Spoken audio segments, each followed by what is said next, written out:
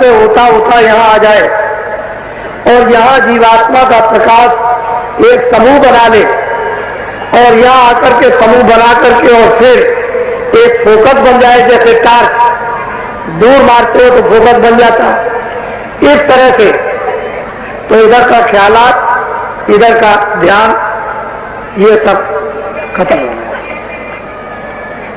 यही आकर के मृत्यु ये बुला देती है।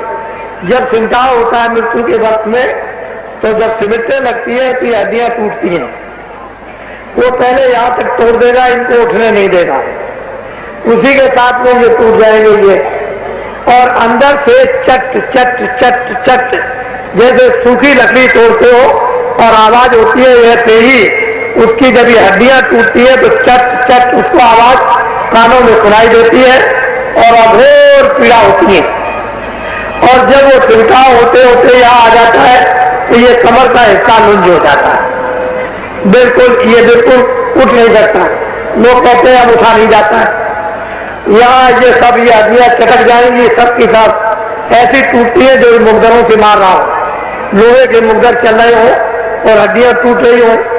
और जैसे ही सूरत नाभि कमल में आई और सिमटाव उसका होने लगा तो ये संसार खत्म, इधर से ये सब खत्म होने लगा।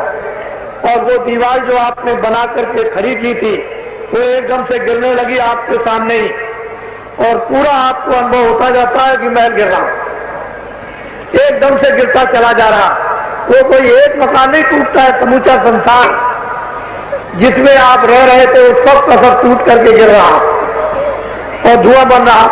और जैसे ही चिमटा होकर के यहाँ आया, बस एकदम अचेतन अवस्था हो गई।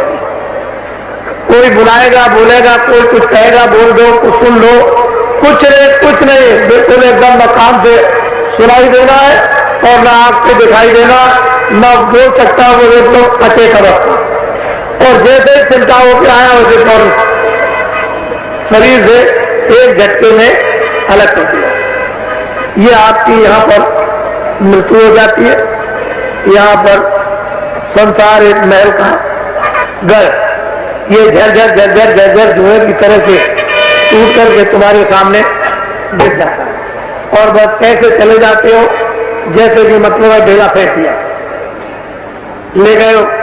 अब ये शरीर है, ये मिट्टी का मिट्टी में मिला दिया जाता है। अब ये यहां से जब ऊपर चलोगे तो लिंग सृष्टि,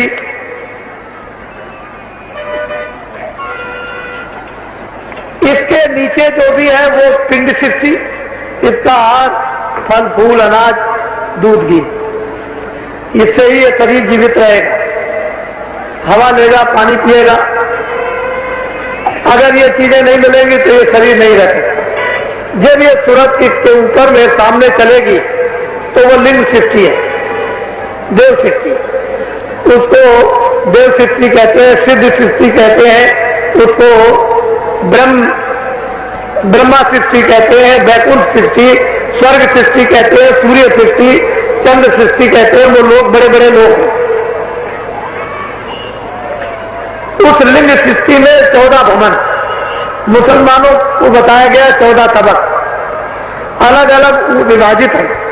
और वहां बड़े बड़े ऐसे बड़े बड़े हैं कि ये सारा संसार समूचा, इससे बड़े बड़े सूर्य लोग, चंद्र लोग, पितृ लोग, गंधर्व लोग, ब्रह्मा का लोग, विष्णु का लोग, शिव का लोग और शक्ति का लोग, ये बड़े बड़े लोग।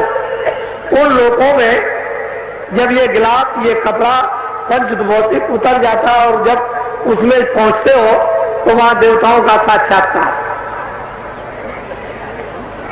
हिंडोले पर बैठे हैं, जैसे विमान उड़ रहे चले जा रहे हैं, वो ये नहीं मालूम कि इनमें पेट्रोल भरा जाता है कि पानी भरा जाता है, पुष्पों की वर्षा हो रही, क्षणों में इतने पुष्प बरसते हैं जैसे कि मालूम होता है कि संसार के फूलों को बरसा दिया। उनमें इतनी सुगंधी कि सारी दुनिया में नदी बहा दी जाए सुगंधी की, और वहां की एक बूंद डाल दी जाए तो यहां की सुगंधी को सोख लेगा, ऐसी सुगंधी। अब वहां पर ये भोजन नहीं है कि दूध है, घी है, फल है, अनाज है, कपड़े हैं, ये कुछ भी नहीं, न मल है, न मूत्र है, न दफ्तर